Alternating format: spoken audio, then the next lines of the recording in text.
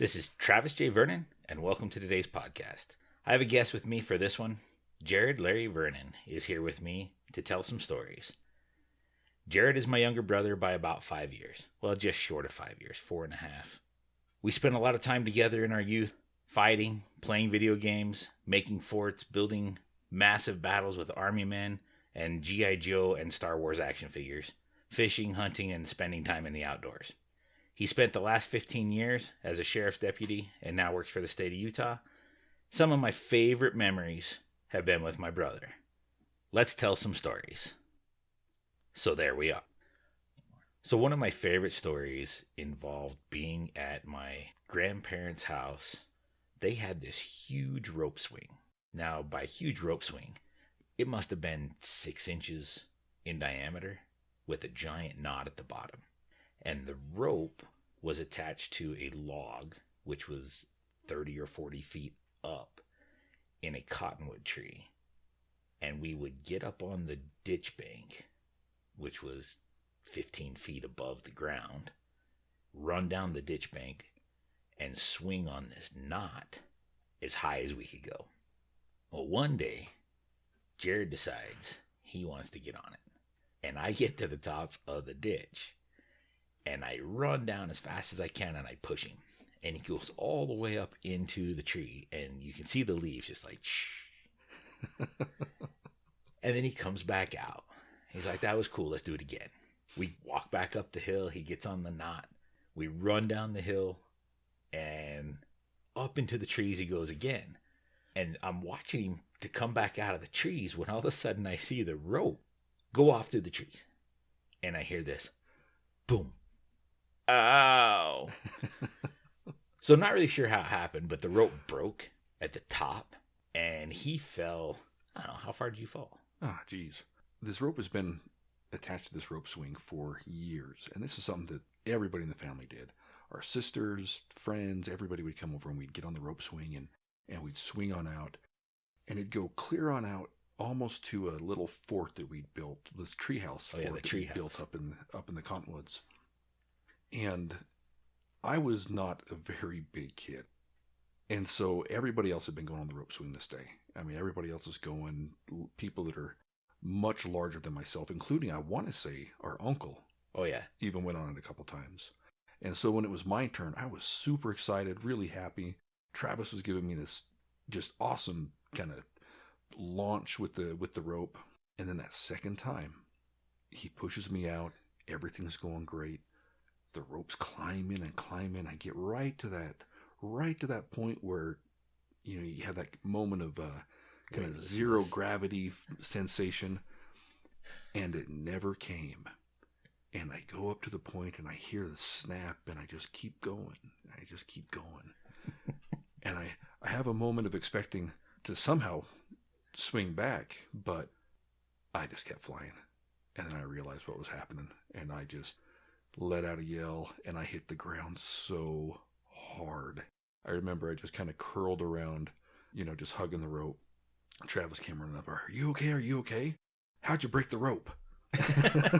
Like it was somehow my fault that I broke the rope swing. Well, you were the one on it when it broke.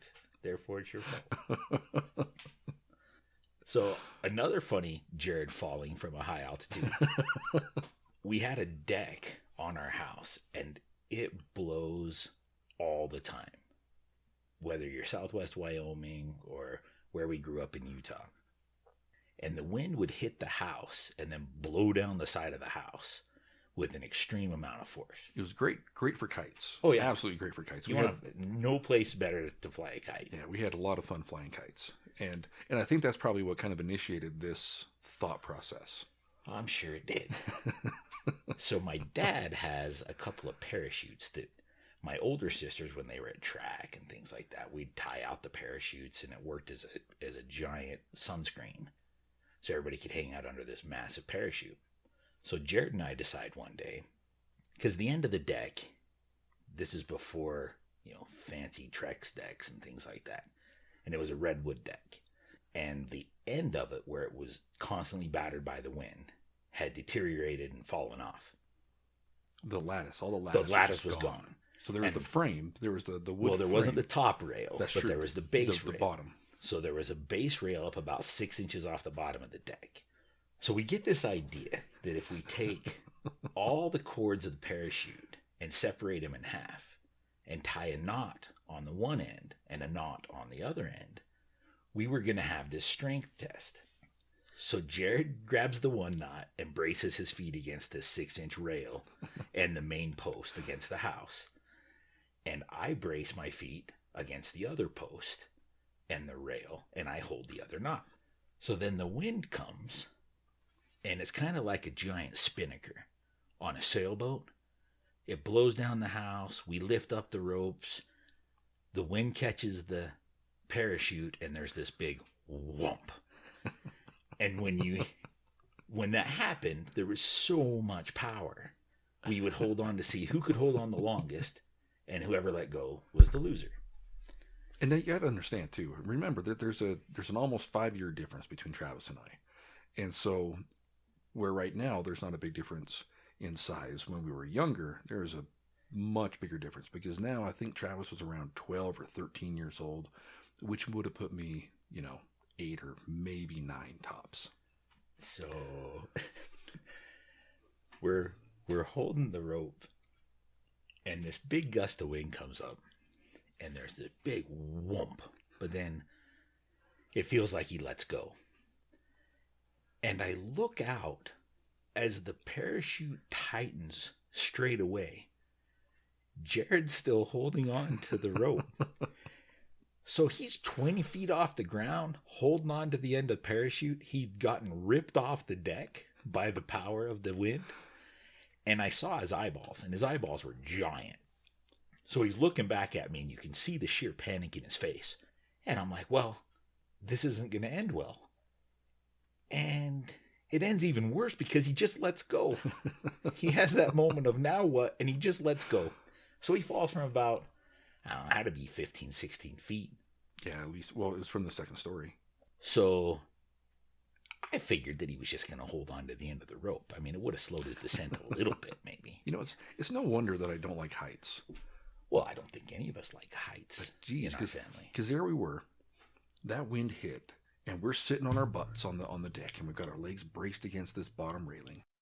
And I was doing everything I could, everything my little 8 or 9-year-old body could do, just to try to, be hold on to this parachute and just be as tough as my older brother and everything. And I just could not do it.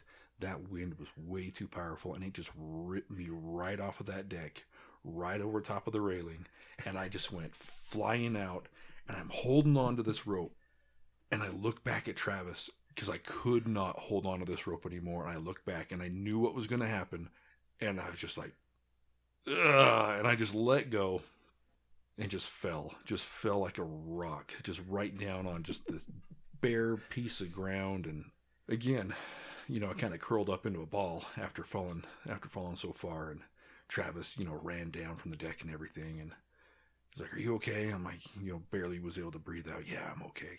My wind's knocked out, and Travis said, "Want to do it again?" That was a fun game, though. It was a fun game. I wonder who would win now. We should do that. That'd be a lot of fun.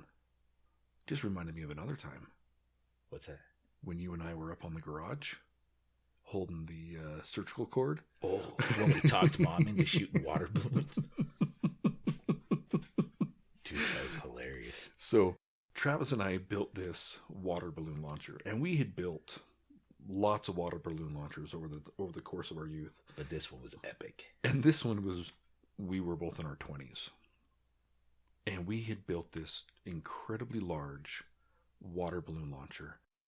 And it was so large that Travis and I got on the roof of our garage and were braced up at the very pinnacle of the roof, braced up there. And we talked our mother, who was the sweetest person in the world, we had talked her into coming out and helping us launch some water balloons. We told her that we were aiming at a target that was a safe target so that she would participate with us. But where she was, because she was clear down on the ground, she couldn't see where the water balloons were going. And so Travis and I were the ones that were telling her to either go left or right or how to, when to How let far go. back to let go. We were trying to hit the dump trucks coming out of the gravel pit. And so here we have the kindest, sweetest person in the world, and we've tricked her into helping us try to hit these dump trucks with water balloons. And we're talking, these are hundreds of yards away. And That thing would launch. Oh, it was great. It was amazing. And so she would pull it back, and these water balloons would launch clear down. And like I said, I mean, a good couple football fields, they're launching down, and we're aiming for these big dump trucks. And we had a ball. We was so much fun. We were laughing, and then when Mom found out, oh yeah, she was not pleased. No, she was not happy that we were actually trying to hit people and hit trucks, and we never succeeded. Close. We came really close though, but we didn't actually succeed. She's always made sure that she knows exactly what we're aiming at now from now on. Oh yeah.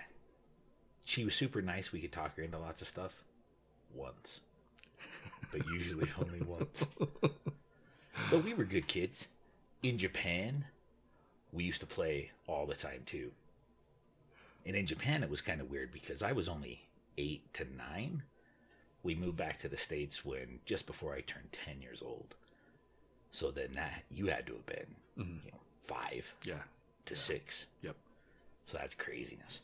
In Japan, we got all the cool stuff before everybody else did, because Power Rangers were super cool when we were there. We came back to the States and nobody even knew what Power Rangers were. Oh, and Transformers. Oh yeah, nobody had Transformers. Robotech. I mean, all that kind of stuff. That was all Gundam. Mm-hmm. Nobody had that, and everybody just thought we were fools for even talking about it. Yeah, they had no idea. They had no idea what we were talking about, and yet, I mean, look at how huge these things are now. We actually had some pretty fun times sumo wrestling. Now, I can't believe we're going to talk about this. So everybody has to understand that sumo wrestling in Japan is huge. It's a national sport. It's televised.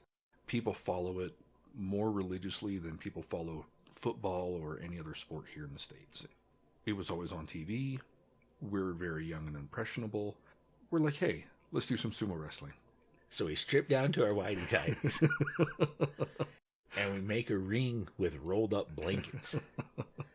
And then to get the full effect of the sumo outfit, we pull our whitey tighties up our butt cracks. Because any good sumo wrestler has his uniform, has his sporting equipment really cranked up his crack. That's just how it goes. And so we're doing the same thing. We're taking our tighty whities and we are just getting it in there. Yeah. and then our sisters would referee while we would play sumo. Yeah. They thought it was funny. I think it's funny now. That's one of those things that I'm not going to say we should do that again. No. So one of the worst experiences of our entire life, and I say our because this is a story that deeply affected us both. And it was perpetrated by this super nice person that we were talking about earlier, our mother, unbeknownst to her. So at some point we were given a Grover doll, Grover from Sesame Street. And it had these gigantic white eyes. And it didn't matter how dark the room was, these eyeballs would be staring at you. You'd wake up in the middle of the night to go to the bathroom, and all you could see were Grover eyeballs. And it was terrifying. So we had this small chest of drawers with a bookshelf on top of it.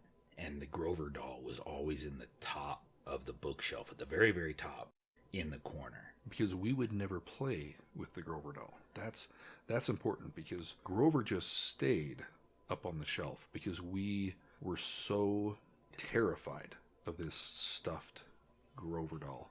And we would never willingly touch this doll. Well, every evening, it became this rock, paper, scissors tournament to see who the person was that was going to turn the Grover doll around so it was facing the wall, so it wouldn't look at you. And every single morning, the Grover doll was looking at you. We would go to bed, Grover would be facing the wall. We would wake up, Grover wasn't facing the wall, which made it even scarier for a couple young boys. Now, we should also say that we had a trundle bed, which is one of Jared's favorite things. Oh, I hate that bed. I would wake up first thing in the morning to go watch cartoons on a Saturday morning, and I would get out of bed, and he'd still be sound asleep because he still sleeps super sound when he's actually asleep. And I would slowly push the trundle bed in. Now, if you don't know what a trundle bed is, it's kind of like a giant drawer with another mattress under top bed. So instead of having like a top bunk, bottom bunk, you pull out the bottom bunk for another bed, but then you can push it in and it saves space. A lot of people use it for storage, like they'll put blankets and things like that, but you can use it for another bed. Well, we had this futon mattress in there, so it crunched down quite a ways. So if I was careful, I could push the trundle bed back under and essentially lock Jared in the bed. I hated waking up and I'd just be trapped because I would have just a few inches from the front of my face to the bottom of the bed where my brother slept. And so I'm basically in a drawer, just like Travis said. I'm basically in a drawer as I'm laying there. And I'd have to not panic, but I would. I mean, I'm, 5. I'd get upset and I'd yell and I'd be able to just get my drawer open a little bit and I'd get my fingers out and then I'd slowly be able to just, kind of wedge my fingers and slowly pull the drawer out and pull and pull and pull. And finally I'd be able to get out. I'd go downstairs all sorts of upset. And Travis would be watching cartoons, eating his cereal for the morning. And of course, we would be watching whatever cartoons he wanted to watch because he got there first. Because I was stuck, tucked in the trundle bed. The Grover thing went on for the entire time we were in Japan. 2 years. Then from Japan, we come back to the States, and we're in California. And Grover's still occurring. And we hate it. And we're a little older now. But we still hate it. It's still evil. I still hate Grover. Yeah. He's still evil. Then we move to Utah when Dad retired from the Navy. And there's still Grover. Well, and we were old enough that we tried to make sure Grover didn't make the move from California to Utah. We were like, it's time for Grover to die. Well, we tried to kill Grover in Japan. We did, yeah. So I hung Grover off of the banister rail over the stairs one night, tied a rope around his neck, threw him off the thing, like, okay, this has to end. And then in the middle of the night, I was hungry and I went down to the fridge, and as I was walking down the stairs, the Grover doll hit me right in the face. Oh, I forgot that it was there. But these moves, we would make sure that Grover, when we were packing our toys and everything else, we would make sure that Grover was not in our toys, and we would stash him somewhere in the house. Because we're old enough to realize that if we don't bring him, he's not going to be with us, but we're not old enough to kind of really dispose of this doll. And so we didn't pack him. We get to California, we get our room, we're unpacking all of our stuff, open up the toy box, right on top, there's Grover.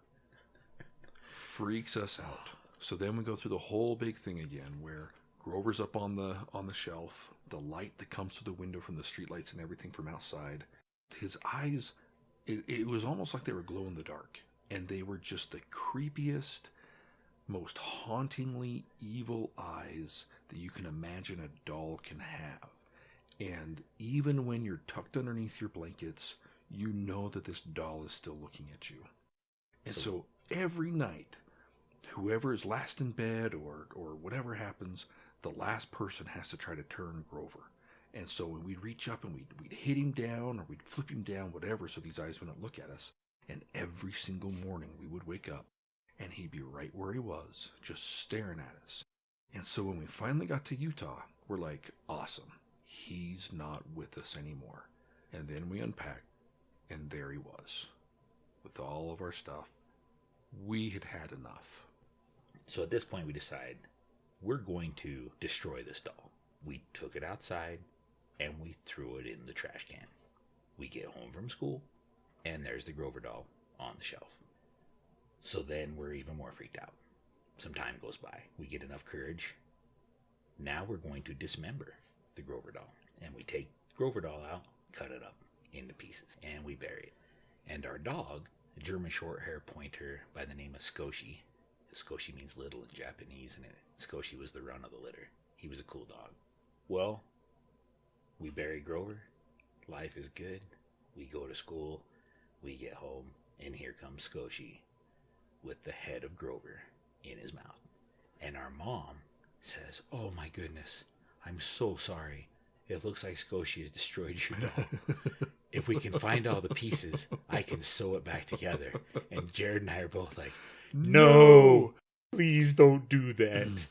So Trav and I, we finally just break down. We're like, "No, please don't do that. We hate that doll." And we started to tell the story. We told our mom how horrible and evil and just how terrified, just completely scared we were of this stupid little stuffed doll.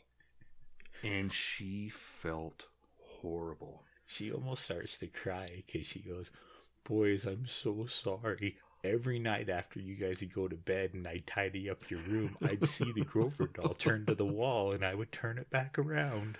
And when we moved, and there the Grover doll, I always saw it wasn't in the toys, and so I made sure that it was in the toys because I thought you guys loved your Grover doll." And we're like, "No, we hated that doll. We tried to leave it in Japan. We tried to leave it in California. We hated that doll." And she felt horrible. And we told her how we finally had enough, and we had destroyed the Grover doll and had buried it, and Skoshi had dug it up. So to this day, Grover has become kind of a little family joke, or when Travis or I move to a new house or anything else, the one of the new moving in gifts that we seem to receive is a brand new stuffed little Grover doll, which we hate Grover. We dispose of him quickly. We've received Grover dolls in the mail as gifts at Christmas. On our missions. Oh, yeah. People would mail us Grover dolls. I just barely had my birthday, and my little sister posted a meme on my Facebook page of Grover wishing me a happy birthday. Oh, hate Grover. So another story. Well, this is a series of stories, really. Jared and I loved fireworks. Well, this podcast is starting to become a little longer than what I'd originally anticipated. So I think we're going to move the fireworks stories to the next one. So stay tuned for that. And in the meantime, get out there and live your stories.